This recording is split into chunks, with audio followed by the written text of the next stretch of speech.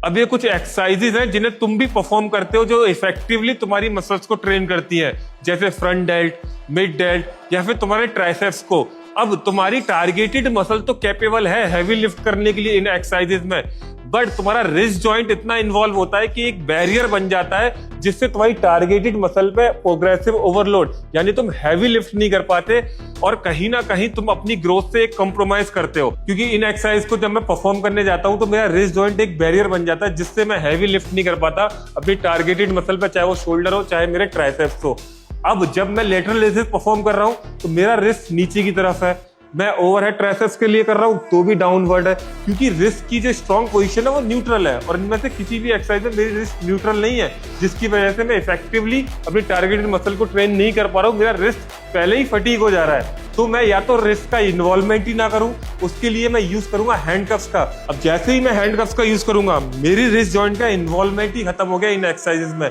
चाहे मैं lateral raises करूं, फ्रंट रेजेस करूं या फिर ट्राइसेप्स के लिए ओवरहेड करूं। अब इन एक्सरसाइजेज में मैं अच्छे से प्रोग्रेसिव हैवी लिफ्ट कर सकता हूं जितना मेरे मसल्स कैपेबल है लिफ्ट करने का, और यहाँ मुझे कॉम्प्रोमाइज नहीं करना पड़ेगा अपनी रिस्क की वजह से। और ये एक बेस्ट तरीका है इन सारी एक्सरसाइजेज में तुम्हारी मसल्स को ट्रेन करने के लिए, प्रोग्रेसिव ओवरलोड करने के लिए और अच्छे से वेट को लिफ्ट करने के लिए, जिससे वो अच्छे से ग्रो हो पाए और तुमको एक अच्छे रिजल्ट मिले इन एक्सरसाइजेस के।